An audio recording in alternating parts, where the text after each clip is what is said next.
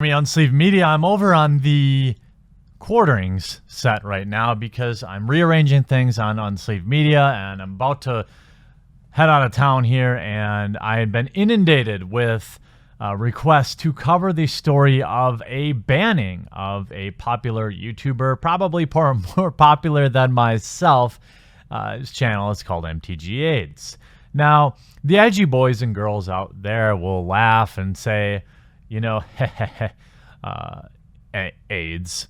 But that is not this kid's intention. It never was. His channel was supposedly, the nexus of it was that it was just like a study aid, Magic the Gathering study aids. I've had probably 100 emails and direct messages about Wizards of the Coast banning this kid, a very popular streamer or YouTube content creator, deck builder, and I figured why not give his channel a little bit of shine a light on it, and then we'll talk about how absolutely stupid Wizards of the Coast is. No one's gonna stop them. And the only way I can see myself helping in this situation is to shed light on the stupidity of this name ban thing. So let's dive into it. Let's talk about the sheer idiocracy of this name ban. So according to Wizards, I got banned because I violated Section 1 of their Code of Conduct, which pertains to choosing a username. Yet the name MTGAids does not fit any of these violations. And after scouring through all of it through process of elimination, the only vague argument they have is that MTGAids is a reference to a cultural tragedy, referring to the AIDS epidemic. But the name MTGAids was never meant to have anything to do with AIDS, the disease. It's not even written in all caps. Like, what? Right. So right in the middle of a paid event, you get banned on a weekend. Clearly someone was there to ban you. Then it takes several days to hear back from Wizards of the Coast, and you're never going to believe me. But this is what happens. So as far as I could tell, they did not steal his collection like they did with me, and that is good. However, what they did do is force him to give them a list of possible names, and they then chose the name for him. That's right, Wizards of the Coast would not let him choose his own username. So this past Saturday, I go to my local gaming store. They canceled their event because there's not enough people. And I said, well, at least I get to go home and record some Magic Online matches. So I log in, everything's fine. I join a competitive league with, the new Artifacts deck update. It's some pretty gangster stuff. And then out of nowhere during one of these matches, I lose my connection to Magic Online, which isn't that crazy because it happens quite a bit. So I check my internet's fine. I try logging back in and it says username and password don't match, which never happens. And immediately I knew one of two things happened. Either I was hacked or I was banned. But do you think Wizards warns me in advance that I'm getting banned? Of course not. I received no emails at the time I was banned, not even any warnings or anything. And it wasn't until later on Saturday that they were just like, oh, by the way, we banned you. So I immediately send them 6 messages back trying to figure out where we go from here. And they responded right away. Just kidding, that was a joke. They responded on Monday. Great. I mean, so much for 24/7 support. I mean, 2 days later isn't terrible, I guess. I mean, whatever. And the response after they finally got back to me was, yes, you are banned, but you can make a new account with a new username, but you have to send us a list of names you're considering and we'll pick one for you. So thank you, Wizards, for choosing my new username, Magic Rainbow. Wayne, I can't even say it. I can't even say my own username now. This is a nightmare. This is a rainbow colored nightmare. So many of you guys messaged me on Magic Online and we get to discuss strategy and feedback on the last deck I made, but how are we supposed to do that if no one knows it's me? No one's gonna see Magic Rainbows and think, oh, that's MTGAids. No. Right. So 2 things here.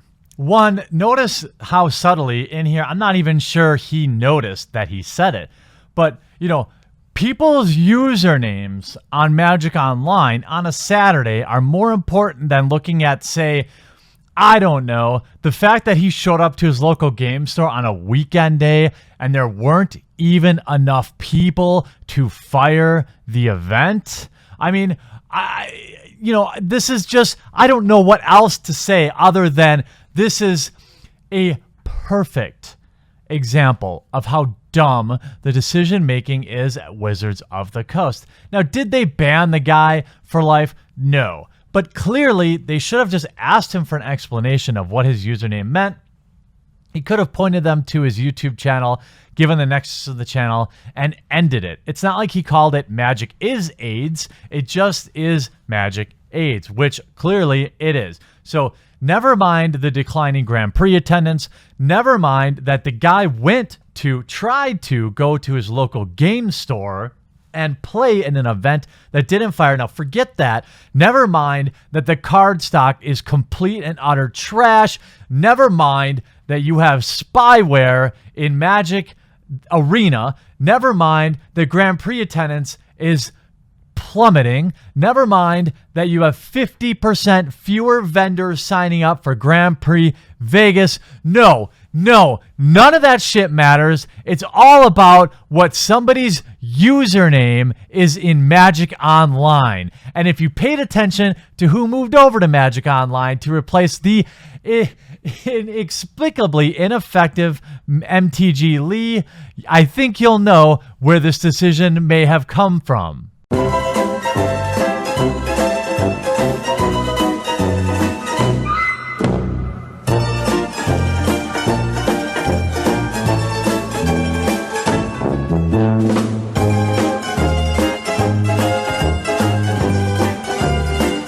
Wizards, they think that this aggressive policing that they're doing to the community is somehow making it a better place, but it simply is not. And it's up to all of us to show Wizards that we don't need them to police us to have a great community. And once they call off the witch hunt, we'll likely see the rift through this community between people who blindly love Wizards and hate Wizards fade away, and we'll finally have a community that's entirely whole once again.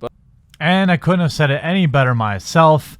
There is really nothing that we can do here. We know that Wizards of the Coast is populated by complete morons who are never in their own mind incorrect, and they will not reverse this decision. So the best I can do as a dying channel is to pass the torch, to give a link to this kid and, invite you to check out his videos. I don't know him. I never heard of him before today. He may have hundreds of videos calling me a jackass. None of that matters. What matters is that we support each other inside the community, and I think it would be extraordinarily unlikely that anyone would disagree that, given everything going on with the game, that this is an absolutely absurd move by Wizards, if nothing more. Okay? Just look. Now this video exists, and it's going to be watched by 10 or 20,000 people, maybe more. Okay?